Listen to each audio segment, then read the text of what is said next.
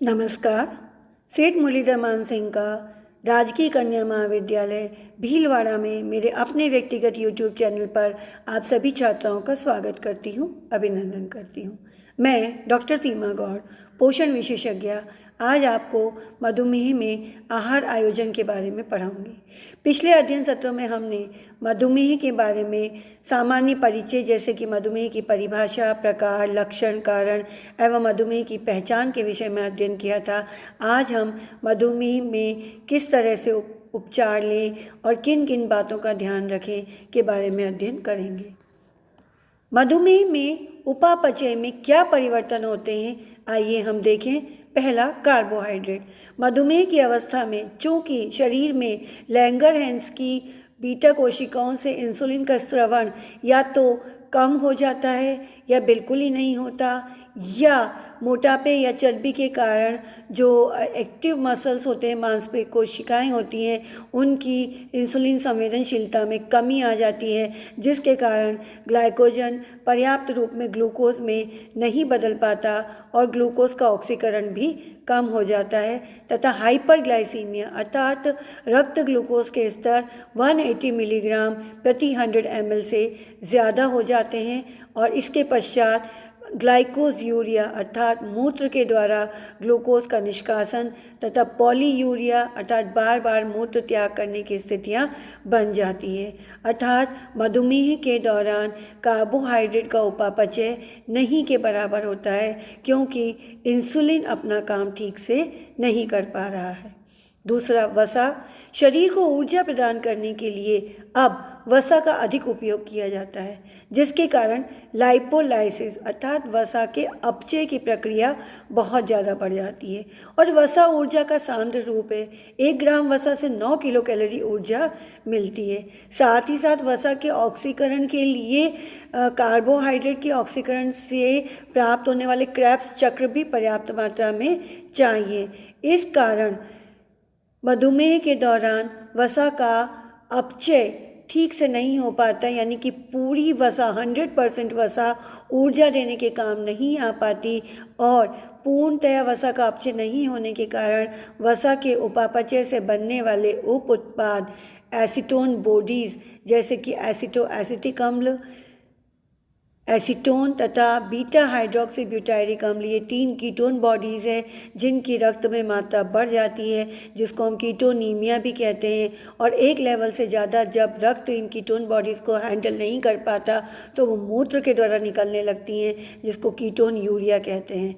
और मधुमेह की स्थिति में वसा के अधिक अपचय से, उपापचय से कीटोनीमिया तथा कीटोन यूरिया दोनों की स्थिति बन जाती है।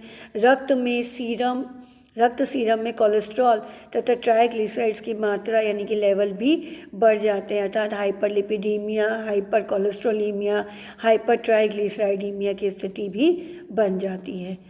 यानी कि मधुमेह के दौरान लाइपोजेनेसिस तो कम हो रहा है, लाइपोलाइसिस ज़्यादा हो रहा है और शरीर में जमी चर्बी का ऑक्सीकरण होने के कारण रक्त में भी लिपिड्स के लेवल्स की मात्रा बढ़ने लगती है। प्रोटीन का उपापचय भी, चूँकि कार्बोहाइड्रेट और कार्बोहाइड्रेट के बाद वसा और वसा के पश्चात प्रोटीन का नंबर आता है, तो कार्बोहाइड्रेट का ऑक्सीकरण नहीं हो पाने के कारण वसा के साथ साथ प्रोटीन का उपापचय भी ऊर्जा देने के लिए होने लगता है। ऐसी स्थिति में प्रोटीन ऊर्जा देने के पश्चात जो नाइट्रोजन अवशेष रहती है उसको पहले अमोनिया फिर यूरिया में बदलने का भार यकृत पे पड़ता है और तत्पश्चात उस यूरिया को मूत्र के रूप में निष्कासित करने का भार किडनी पर पड़ता है और शरीर में प्रोटीन का अंतर्ग्रहण तो कम हो जाता है और यूरिया क्रिएटिन और क्रिएटिनिन के रूप में नाइट्रोजन का उत्सर्जन अधिक हो जाता है, जिसके कारण ऋणात्मक नाइट्रोजन संतुलन की स्थिति बन जाती है। फलतः आहार द्वारा प्राप्त प्रोटीन कम पड़ने पर शरीर की मांसपेशियों में उपस्थित प्रोटीन का उपयोग ऊर्जा देने के लिए किए जाने लगता है, जिसके कारण प्रोटीन से बनने वाली मांसपेशियों का क्षय होने लगता है, मांसपेशी क्षति भी देखी जाती है।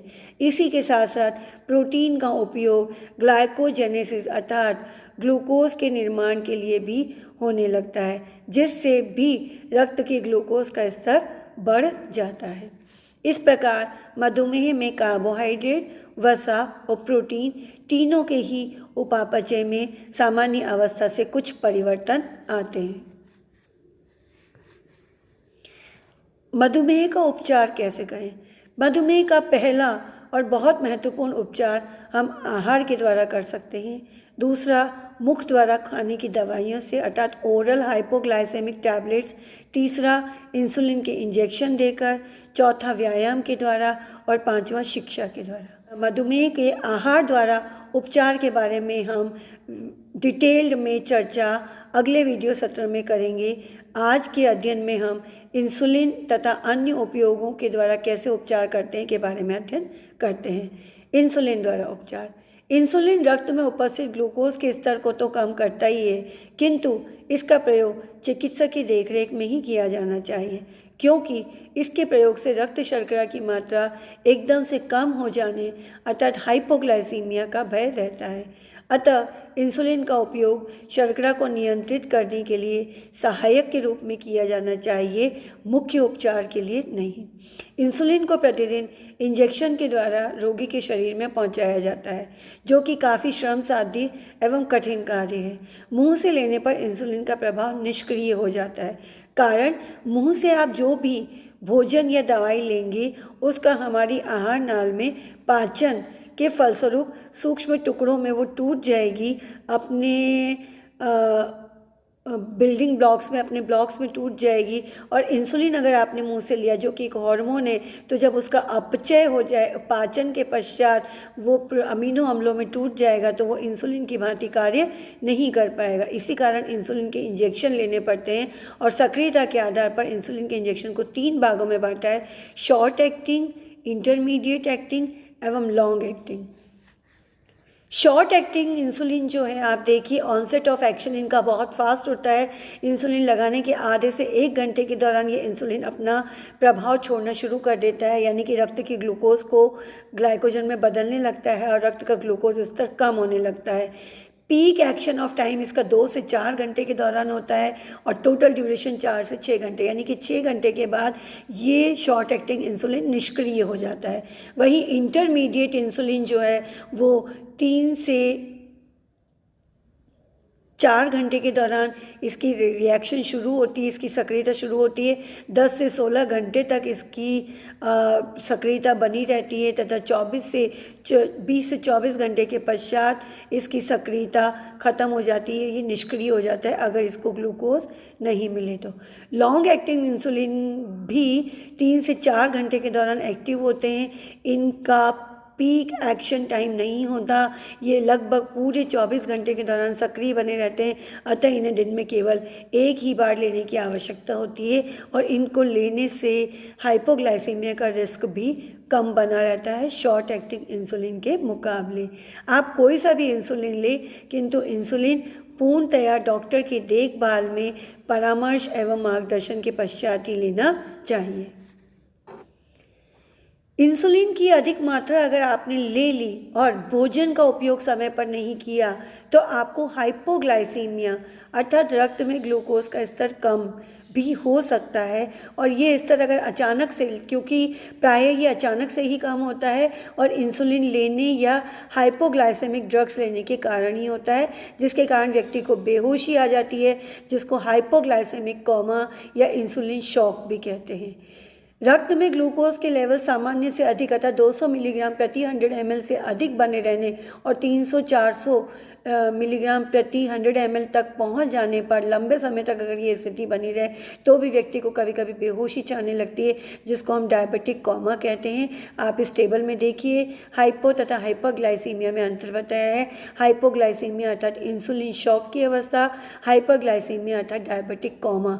दोनों ही अवस्था में बेहोशी है, किंतु दोनों में बहुत अंतर है और ये जानना बहुत ज़रूरी है। हिस्ट्री की अगर हम बात करते हैं तो हाइपोग्लाइसीमिया का मुख्य कारण भोजन नहीं लेना तथा इंसुलिन की अधिक मात्रा शरीर में पहुंचना होता है।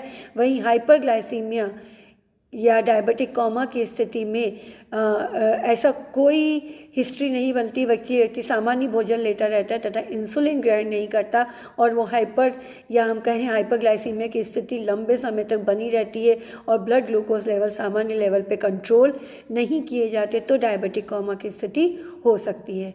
इसकी हाइपोग्लाइसीमिया का इनिशिएशन या प्रारंभ कब होता है? इंसुलिन का इंजेक्शन देने के तुरंत बाद यदि व्यक्ति को भोजन नहीं मिले तो अचानक ही हाइपोग्लाइसीमिया के कारण आप बेहोश हो सकते हैं। इसके पूर्व व्यक्ति पूर्णतया स्वस्थ बना रहता है, यानी कि इंसुलिन का इंजेक्शन और तुरंत भोजन ग्रहण नहीं करना सबसे बड़ा कारण बनता है इंसुलिन शॉक का या हाइपोग्लाइसीमिया का।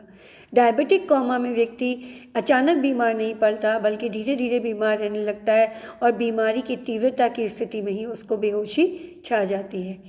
लक्षणों की अगर हम बात करते हैं तो इंसुलिन शॉक में पसीना बहुत अधिक आता है, मानसिक विचलन की स्थिति बनी रहती, चक्कर आते हैं, ट्रेमर्स, कँपकँपाने लगता है, बहुत अधिक भूख बनी रहती है जिसको व्यक्ति एक्सप्रेस भी नहीं कर सकता, दोहरा प्रतिबिंब उसको दिखाई देने लगता है, ड्वेल शेडो, हृदय की गति बहुत अधिक बढ़ जाती है और हाथ पैरों में कँपकँपाहट होने लगती है। इसके विपरीत डायबिटिक कोमा में बार बार मूत्र त्याग करने जाना, निर्जलीकरण की स्थिति, बहुत अधिक प्यास लगना, उल्टी और पेट में तीव्र दर्द जैसे लक्षण उत्पन्न होते हैं। यानी कि डायबिटिक कोमा में पसीने नहीं आते, मेंटल कन्फ्यूजन नहीं आता, लेकिन डिहाइड्रेशन के कारण व्यक्ति कमज़ोर हो जाता है, निशक्त हो जाता है। पहचानेंगे कैसे कि आप जो बेहोशी है वो इंसुलिन शॉक की वजह से हुई है या डायबिटिक कोमा की वजह से हुई? क्योंकि पहचान अगर सही नहीं ली और आपने उपचार कर दिया तो व्यक्ति मर भी सकता है। कारण इंसुलिन शॉक की अवस्था में अगर आपने बेहोशी में उसको ये समझ कर कि हाइपरग्लाइसीमिया है, इंसुलिन का इंजेक्शन दे दिया तो उसके रक्त ग्लूकोज के लेवल और भी कम हो जाएंगे और वो मृत्यु को प्राप्त हो जाएगा। वहीं हाइपरग्लाइसीमिया की स्थिति में अगर आपने इंसुलिन शॉक की अवस्था समझकर या हाइपो की अवस्था समझकर उसको शर्करा की मात्रा पिला दी है, चाय कॉफ़ी या शक्कर दे दिया या ग्लूकोज की ड्रिप चढ़ा दी, तो भी वो हाइपरग्लाइसीमिया के कारण उसकी मृत्यु हो सकती है कोमा या बेहोशी में जाने पर। तो पहचानना बहुत ज़रूरी है। हाइपोग्लाइसीमिया में अत्यधिक पसीने के कारण त्वचा नमी युक्त रहती है, नाड़ी का गति बहुत तेज़ हो जाती है और ब्लड प्रेशर हाई रहता है और व्यक्ति सामान्य सांसें लेता है। वहीं हाइपरग्लाइसीमिया में चूँकि पसीना नहीं आता तो त्वचा शुष्क है, लो ब्लड प्रेशर के कारण नाड़ी गति बहुत धीमी है और व्यक्ति को हवा की भूख अर्थात एपनोइया या डिमिनिश्ड रिफ्लेक्सेस बने रहते हैं। वो रिस्पॉन्ड नहीं करता है जब आप उसको तरह तरह की रिफ्लेक्सेस देते हैं। तो मूत्र में जब परीक्षण करते हैं तो मूत्र में कीटोन बॉडीज़ नहीं के बराबर होते हैं क्योंकि हाइपोग्लाइसीमिया की स्थिति है, रक्त में ग्लूकोज की मात्रा ऑलरेडी कम है तो कीटोन बॉडीज़ बनने का सवाल ही नहीं। वहीं हाइपरग्लाइसीमिया में मूत्र में रक्त में और मूत्र में दोनों में कीटोन बॉडीज़ अधिक मात्रा में होते हैं सामान्य से।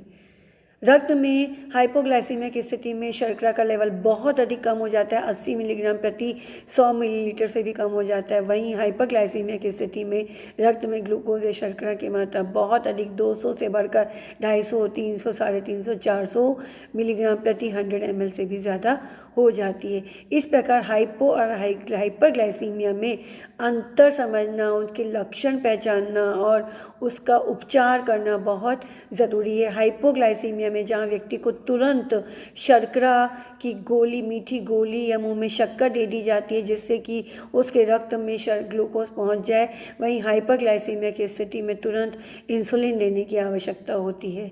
अतः दोनों के ही लक्षणों को पहचानना और दोनों का उपचार जानना बहुत ज़रूरी है। हम बात करते हैं दवाइयों द्वारा उपचार, जिसको हम ओरल हाइपोग्लाइसेमिक ड्रग्स भी कहते हैं क्योंकि ये दवाइयाँ मुख द्वारा ली जाती हैं और ये ग्लाइसेमिक इंडेक्स को कम करती हैं या ग्लूकोज के स्तर को कम करती हैं, इसलिए इसको ओरल हाइपोग्लाइसेमिक दवाइयाँ ड्रग्स भी कहते हैं। दो तरह की दवाइयाँ ली जाती हैं। पहला बाइगोनाइड्स जो कि शरीर में कोशिकाओं में इंसुलिन की संवेदनशीलता को बढ़ाती है जिसके कारण इंसुलिन ग्लूकोज को ग्लाइकोजन में बदल देता है। इस प्रकार की दवाइयों में मेटफॉर्मिन एक दवाई है जिसका उपयोग उन्हीं रोगियों के लिए किया जाता है जो इंसुलिन की अल्प सक्रियता अर्थात हमसे ग्रसित हैं तथा जिनमें रक्त शर्करा बहुत अधिक मात्रा में है और वो आहार संबंधी प्रतिबंध उन पे प्रभावी नहीं हो पाते, तो उनको बाइगोनाइड्स की दवाइयाँ की जाती हैं। इंसुलिन तो है किंतु वो अपना काम ठीक से नहीं कर पा रहा है, संवेदनशीलता पर्याप्त नहीं है। वहीं सल्फोनाइल यूरिया जैसी दवाइयाँ शरीर में इंसुलिन के स्रवण को बढ़ाती हैं तथा ये उन रोगियों के लिए उपयोगी है जो अतिभार से ग्रसित है तथा न तो आहारीय प्रतिबंध उन पर प्रभाव डालता है न और उन्हें दवाइयों की सेवन की ज़रूरत होती है। इन दवाइयों से प्रायः हाइपोग्लाइसीमिया की स्थिति बन सकती है, अतः इनका उपयोग करने पर नाश्ते और खाने का समय बिल्कुल निश्चित कर लेना चाहिए और इन दवाइयों का समय भी सुनिश्चित होना चाहिए। इन दवाइयों में टॉलब्यूटामाइड 1 से 2 ग्राम प्रतिदिन का उपयोग दिन में 2 से 3 बार किया जा सकता है तथा क्लोरोप्रोपेमाइड 100 से 375 मिलीग्राम पर डे दिन में 1 बार उपयोग में लाई जा सकती है।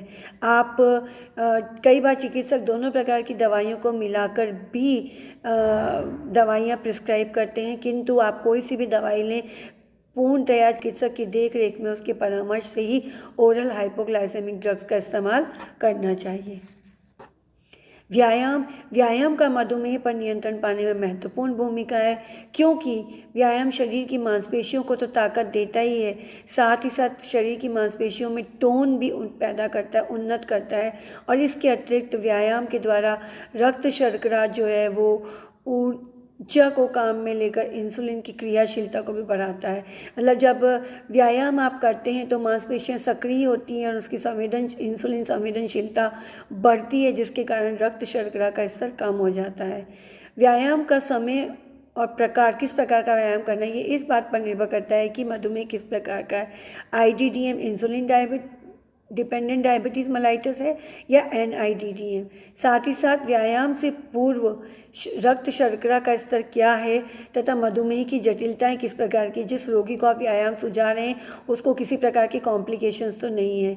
अधिभार एवं मोटापे से ग्रसित मधुमेह के रोगियों में व्यायाम कई बार नेगेटिव एनर्जी बैलेंस की स्थिति भी पैदा कर देते हैं, क्योंकि जब आप स्ट्रिक्ट डाइटिंग करते हैं तो व्यक्ति में ऊर्जा का अंतर्ग्रहण तो कम हो जाता है और आउटपुट ज़्यादा हो जाता है इनपुट के मुकाबले, तो नेगेटिव एनर्जी बैलेंस हो जाता है, जिससे शरीर में जमा चर्बी है जो वो ऊर्जा की मांग के लिए चर्बी का उपयोग किया जाता है और चर्बी का उपयोग जब ऊर्जा के लिए किया जाएगा तो चर्बी में गिरावट आएगी, फलतः व्यायाम के द्वारा मोटापा भी कंट्रोल होता है।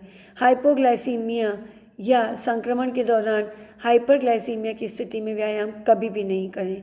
भोजन के तुरंत पश्चात या तुरंत पश्चात भी व्यायाम नहीं करें। भोजन के से कुछ समय पूर्व तथा भोजन करने के आधे से 1 घंटे के पश्चात जब आप व्यायाम करते हैं और ब्लड ग्लूकोज कंट्रोल में रहता है। शिक्षा, मधुमेह के रोगियों को मधुमेह की प्रकृति, मधुमेह के कारण, बचाव एवं उपचार तथा मधुमेह के कारण होने वाले तात्कालिक एवं दीर्घकालिक प्रभावों की संभावनाओं के बारे में शिक्षित किया जाना बहुत ज़रूरी है, क्योंकि जब वो इन चीज़ों को समझ लेंगे तभी वे अपने स्वास्थ्य की पूरी तरह से मॉनिटरिंग या निगरानी कर पाएंगे। इन रोगियों को रक्त शर्करा, रक्त लिपिड तथा मूत्र के परीक्षणों की निगरानी के बारे में भी सचेत किया जाना चाहिए और इन तीनों ही प्रकार के परीक्षणों की रेगुलर मॉनिटरिंग भी होनी चाहिए। रोगी मधुमेह की अवस्था में आहार में लिए जाने वाले परिवर्तनों को समझें, उसको अपनाएं, ऐसा सुनिश्चित करें। मधुमेह के रोगियों को हाइपोग्लाइसीमिया तथा हाइपरग्लाइसीमिया प्रायः बने रहते हैं तथा उसे दोनों ही स्थितियों के लक्षण चिन्हों को पहचानना तथा दोनों ही अवस्थाओं में उपयुक्त उपचार की भी जानकारी होनी चाहिए। इन रोगियों को मधुमेह में होने वाली अक्यूट जटिलताएं जैसे कि कीटोएसिडोसिस एवं संक्रमणों के खतरों के बारे में भी, खास करके त्वचा के संक्रमण के बारे में भी जानकारी दे दी जानी चाहिए, जिससे ये तुरंत मेडिकल सहायता प्राप्त कर लें। मधुमेह के रोगियों को रक्त ग्लूकोज, मूत्र परीक्षण तथा वजन नियंत्रण एवं दवाइयों तथा आहार में किए जाने वाले परिवर्तनों के रिकॉर्ड भी डायरी में मेंटेन करके रखने चाहिए।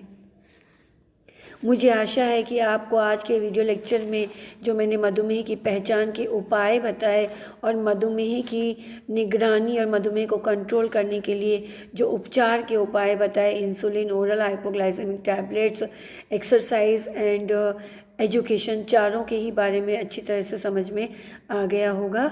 धन्यवाद।